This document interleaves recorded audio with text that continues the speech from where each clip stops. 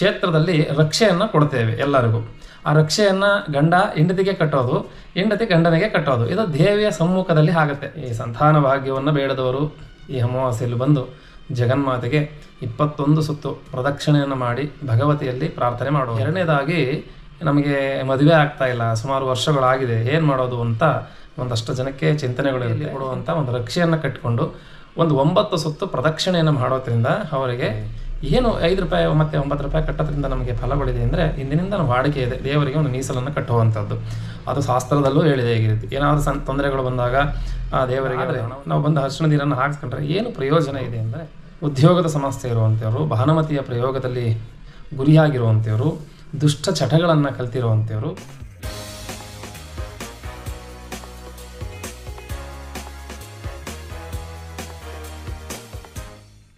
ಸರ್ವಮಂಗಳ ಮಾಂಗಲ್ಯೇ ಶಿವೇ ಸರ್ವಾರ್ಥ ಸಾಧಿಕೆ ಶರಣ್ಯೇ ತ್ರಯಂಬಕೆ ಗೌರಿ ನಾರಾಯಣೀ ನಮೋಸ್ತುತೆ.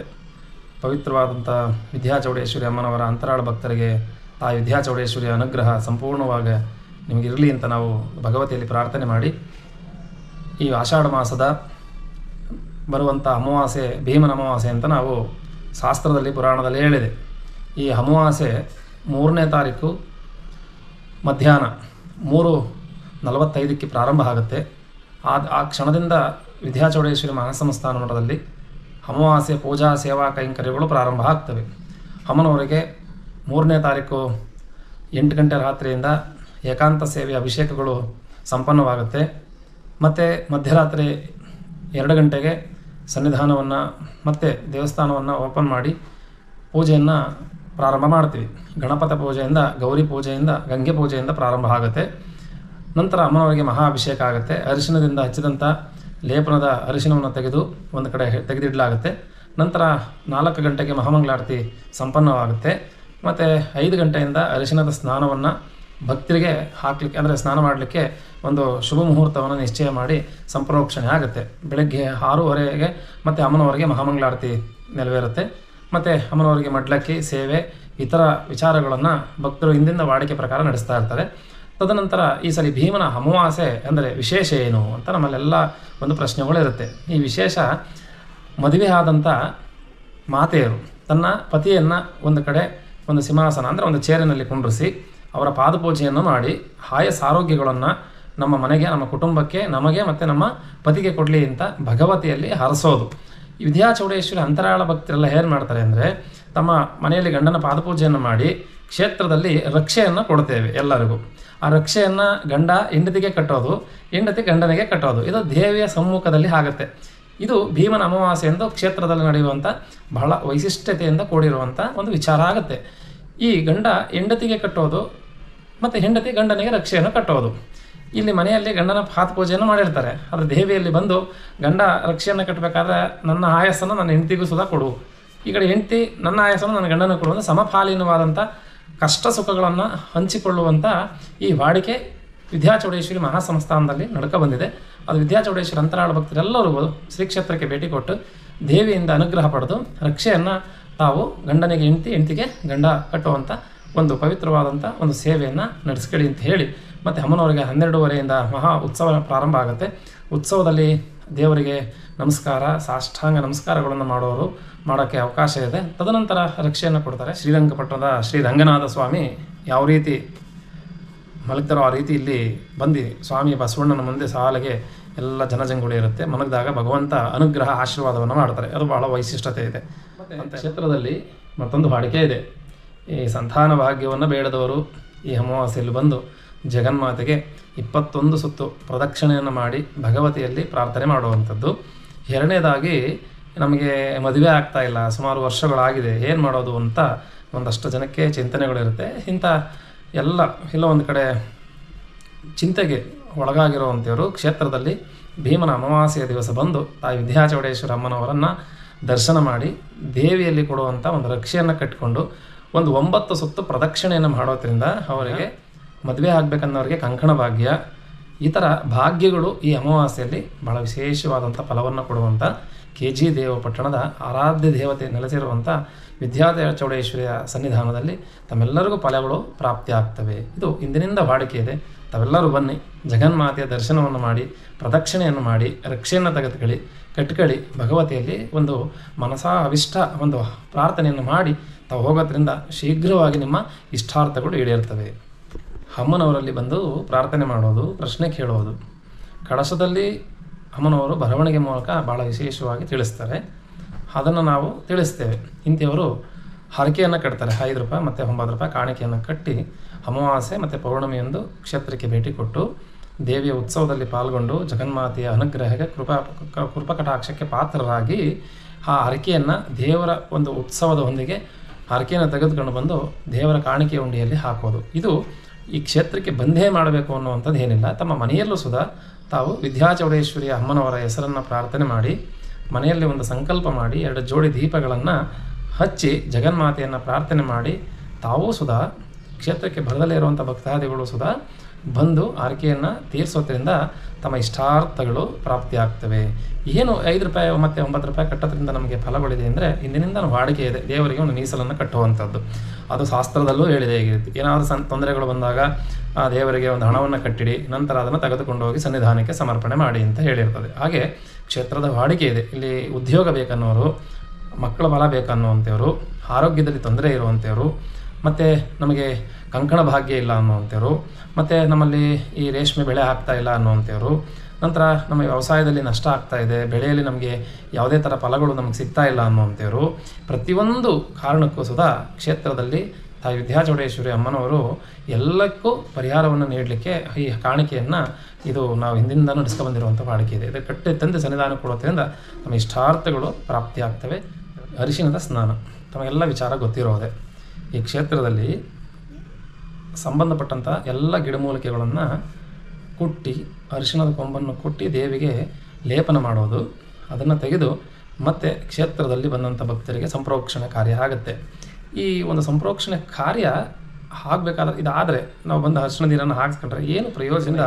ಮಕ್ಕಳ ಆಗದಲೇ ಇರುವಂಥವ್ರು, ಉದ್ಯೋಗದ ಸಮಸ್ಯೆ ಇರುವಂಥವ್ರು, ಭಾನುಮತಿಯ ಪ್ರಯೋಗದಲ್ಲಿ ಗುರಿಯಾಗಿರುವಂಥವ್ರು, ದುಷ್ಟ ಚಟಗಳನ್ನು ಕಲ್ತಿರುವಂಥವ್ರು, ಇವೆಲ್ಲ ಒಂದು ನಮಗೆ ಉಪದ್ರೋಹಗಳು ಅಂತ ಹೇಳ್ತೀವೋ ಆ ಉಪದ್ರೋಹಗಳಿಗೆ ದೇವಿಗೆ ಹಚ್ಚಿದಂಥ ಅರಿಶಿಣದ ಒಂದು ಹುಂಡೆಯನ್ನು ನಾವು ತೆಗೆದಿಟ್ಟಿರ್ತೀವೋ ಅದನ್ನು ತೆಗೆದು ಮತ್ತೆ ಭಕ್ತರಿಗೆ ಗಂಗೆಯಲ್ಲಿ ಹಾಕಿ ಅದನ್ನು ಕಲಸಿ ಪ್ರೋಕ್ಷಣೆ ಮಾಡ್ತಾರೆ. ಇದರಿಂದ ಬಹಳ ಪ್ರಯೋಜನ, ಬಹಳ ವಿಶೇಷವಾದಂಥ ಒಂದು ಅನುಕೂಲಗಳು ಶ್ರೀಮಠದ ಎಲ್ಲ ಭಕ್ತರಿಗೆ ಎಲ್ಲರಿಗೂ ಸುಧಾ ಅನುಗ್ರಹ ಆಗ್ತದೆ. ಈ ಅರಿಶಿಣದ ಸ್ಥಾನದಿಂದ ಇಷ್ಟು ಪಾವಿತ್ರತೆ ಈ ವಿಚಾರದಲ್ಲಿ ಇರ್ತದೆ.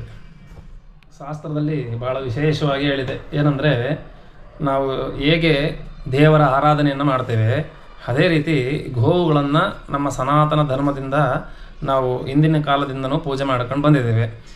ಹೇಗೆ ಅಂದರೆ, ಶಾಸ್ತ್ರದಲ್ಲಿ ಹೇಳುತ್ತೆ, ಭಗವಂತನು 300 ಮುಕ್ಕೋಟಿ ದೇವತೆಗಳು ಎಲ್ಲಾದರೂ ಒಂದು ಕಡೆ ಸಾನ್ನಿಧ್ಯವನ್ನು ವಹಿಸಿರ್ತಾರೆ ಅಂದರೆ ಅದು ಗೋವುಗಳಲ್ಲಿ ಮಾತ್ರ ಗೋಮಾತೆಗಳಲ್ಲಿ ಮಾತ್ರ ಅಂತ ಹೇಳುತ್ತೆ.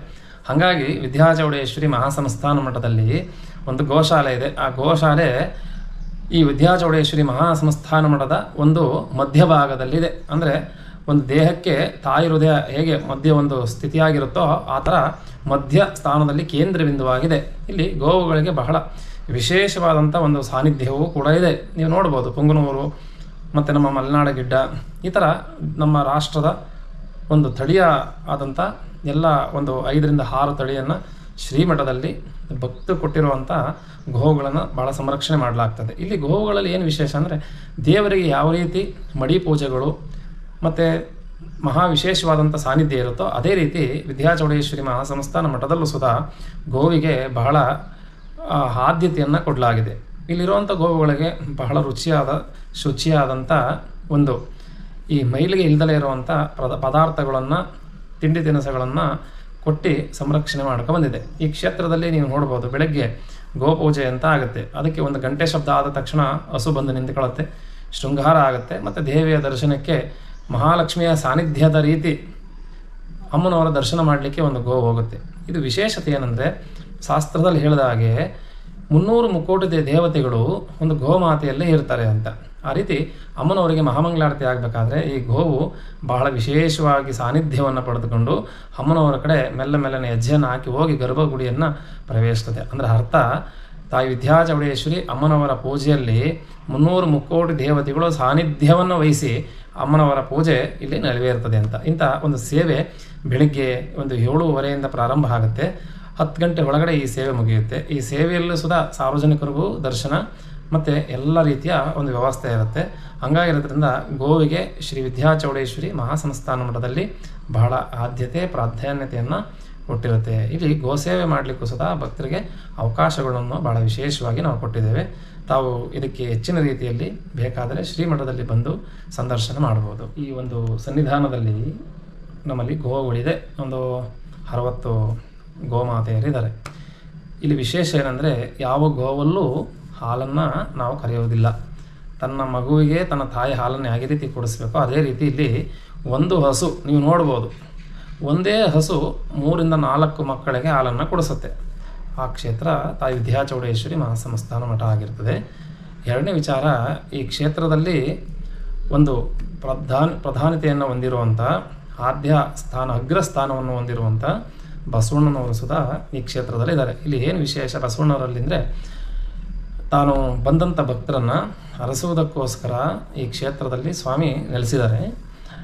ಭಕ್ತರು ಇಷ್ಟಾರ್ಥಗಳನ್ನು ಯಾವ ರೀತಿಯಲ್ಲಿ ಕೇಳ್ಬೋದಂದರೆ, ಇಲ್ಲಿ ಪಾದ ಕೊಡುವಂಥ ವಾಡಿಕೆ ಇದೆ ಕ್ಷೇತ್ರದಲ್ಲಿ.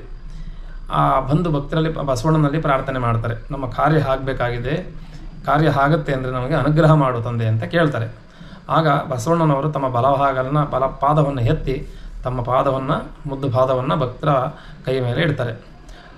ನಿಮ್ಮ ಕಾರ್ಯಗಳು ಆಗಲ್ಲ ಅಂದರೆ ಎಡಪಾದವನ್ನು ಎತ್ತಿ ಇಡ್ತಾರೆ. ಮತ್ತು ಇನ್ನು ಅಲ್ಪ ದೋಷಗಳಿದೆ ಅಂದರೆ ಸ್ವಾಮಿಯವರು ತಮ್ಮ ಕಾರ್ಯಶೋಧನೆಯನ್ನು ಮುಂದುವರಿಸ್ತಾರೆ. ಅದು ಕ್ಷೇತ್ರದಲ್ಲಿ ಬಂದು ನೋಡಿದ್ರೆ ಮಾತ್ರ ಅದು ನಿಮಗೆ ರಹಸ್ಯವಾದಂಥ ವಿಚಾರವಾಗ್ತದೆ, ತಿಳಿಯುತ್ತೆ. ಎರಡನೇ ವಿಚಾರ, ಬಸವಣ್ಣನ ಸುಧಾ ಜಗನ್ಮಾತೆ ಆದಂಥ ವಿದ್ಯಾಚೌಡೇಶ್ವರಿ ಅಮ್ಮನವರ ದರ್ಶನಕ್ಕೆ ಕಾತರರಾಗಿರ್ತಾರೆ. ಪ್ರತಿನಿತ್ಯ ಬೆಳಗ್ಗೆ ಮತ್ತು ರಾತ್ರಿ 2 ಕಾಲನೂ ಬರ್ತಾರೆ, ದರ್ಶನ ಮಾಡಿ ಭಕ್ತರಿಗೆ ಅನುಗ್ರಹ ಮಾಡಿ ಹೋಗ್ತಾರೆ. ಮತ್ತು ವಿಶೇಷ ಬಸವಣ್ಣನಲ್ಲಿ ಪ್ರಾರ್ಥನೆ ಮಾಡೋದು ಹೇಗಿರುತ್ತೆ ಅಂದರೆ, ನಾವು ಒಂದು ಮನೆಯನ್ನು ಕಟ್ಟಬೇಕಾಗ್ತದೆ, ಅದಕ್ಕೆ ಅನುಗ್ರಹ ಕೊಡು ಅಂತ ಕೇಳ್ತಾರೆ. ಮಕ್ಕಳಿಲ್ಲ ಅನುಗ್ರಹ ಕೊಡು ಅಂತ ಕೇಳ್ತಾರೆ. ಮದುವೆ ಆಗಲಿಲ್ಲ ಅಂತ ಕೇಳ್ತಾರೆ. ಇವೆಲ್ಲ ಆದವ್ರು ಏನು ಮಾಡ್ತಾರೆ, ತಮ್ಮ ಇಷ್ಟಾರ್ಥಗಳು ಒಬ್ಬರು ಇಬ್ಬರಂತ ನಾವು ಇಲ್ಲಿ ಹೇಳಲಿಕ್ಕಾಗಲ್ಲ, ಸಾವಿರಾರು ಜನ ಭಕ್ತರು ಬಸವಣ್ಣನಿಂದ ಅನುಗ್ರಹ ಪಡೆದಿದ್ದಾರೆ. ಅಂಥ ಭಕ್ತರು ಏನು ಮಾಡ್ತಾರೆ, ಹೊಸಮನೆ ಗುರುಪ್ರವೇಶಕ್ಕೆ ಮತ್ತು ಮೊನ್ನೆ ತಮ್ಮ ಜಮೀನಲ್ಲಿರುವಂಥ ಸಮಸ್ಯೆಗಳಿದ್ದರೆ ಮತ್ತು ಮಕ್ಕಳು ನಾಮಕರಣಕ್ಕೆ ಇಂಥೆಲ್ಲ ಒಂದು ಪವಿತ್ರವಾದಂಥ ಒಂದು ಕಾರ್ಯಕ್ರಮದಲ್ಲಿ ಬಸವಣ್ಣನನ್ನು ಮುಂದೆ ಇಟ್ಟು ಆ ಭಗವಂತನಿಗೆ ತಮ್ಮ ಭಕ್ತಿಯಿಂದ ಶ್ರದ್ಧಾಪೂರ್ವಕವಾಗಿ ತಮ್ಮ ಇಷ್ಟಾರ್ಥಗಳನ್ನು ಈಡೇರಿಸಿದಂಥ ಮಹಾನುಭಾವನಿಗೆ ತಮ್ಮ ಸೇವೆಗಳನ್ನು ಸಮರ್ಪಣೆ ಮಾಡ್ತಾರೆ. ಇದು ಈ ಕ್ಷೇತ್ರದ ಬಸವಣ್ಣನಲ್ಲಿಗೂ ಸುಧಾ ಪವಿತ್ರವಾದಂಥ ಸಾನ್ನಿಧ್ಯ ಇದೆ. ಮತ್ತು ಭಕ್ತರ ಒಂದು ಅವಿಷ್ಟಗಳನ್ನು ಈಡೇರಿಸ್ತಾರೆ. ತಾವೆಲ್ಲರೂ ಬಂದು ಶ್ರೀ ಬಸವಣ್ಣನವರ ದರ್ಶನ ಮಾಡಿ ಬಸವಣ್ಣನ ಅನುಗ್ರಹ ಕೃಪಕಟಾಕ್ಷ ನಿಮ್ಮೆಲ್ಲರ ಮೇಲೆ ಇರಲಿ ಅಂತ ಭಗವತಿಯಲ್ಲಿ ನಾವು ಪ್ರಾರ್ಥನೆ ಮಾಡ್ತೇವೆ. ಶ್ರೀಮಠದಲ್ಲಿ ಪ್ರಸಾದ ವ್ಯವಸ್ಥೆ ಇರುತ್ತೆ. ಇದು 365 ದಿನವೂ ಕ್ಷೇತ್ರದಲ್ಲಿ ಪ್ರಸಾದ ಇರುತ್ತೆ. ತಾವೆಲ್ಲ ಕ್ಷೇತ್ರಕ್ಕೆ ಬಂದವರು ಪ್ರಸಾದ ಮಾಡಿ ವಿದ್ಯಾಚೌಡೇಶ್ವರಿ ಅಮ್ಮನವರ ದರ್ಶನ ಮಾಡಿ ಅನುಗ್ರಹ ಪಡ್ಕೊಳ್ಳಿ. ಬಸವಣ್ಣನವರಿಂದ ದಾಟಿಸುವಂಥ ಒಂದು ವಾಡಿಕೆ ಇದೆ, ಆಶೀರ್ವಾದವನ್ನು ತೆಗೆದುಕೊಳ್ಳಿ. ತಮ್ಮೆಲ್ಲರಿಗೂ ಮುಂದೆ ಬರುವಂಥ ಉಪದ್ರವಗಳು ದೂರವಾಗಲ್ಲ, ಸನ್ಮಂಗಳವಾಗಲಿ ನಿಮಗೆಲ್ಲ ಅಂತ ಹೇಳಿ, ಅಮ್ಮನವರ ಅನುಗ್ರಹ ನಿಮಗೆಲ್ಲ ಸಿಗಲಿ, ನೀವೆಲ್ಲ ಬಂದು ಜಗನ್ಮಾತೆಯ ಕೃಪೆಗೆ ಪಾತ್ರರಾಗಿ ಅಂತ ಹೇಳಿ ನಾವು ಹರಸ್ತಾ ಇದ್ದೇವೆ. ನಮೋ ಶ್ರೀ ವಿದ್ಯಾಚೌಡೇಶ್ವರಿ.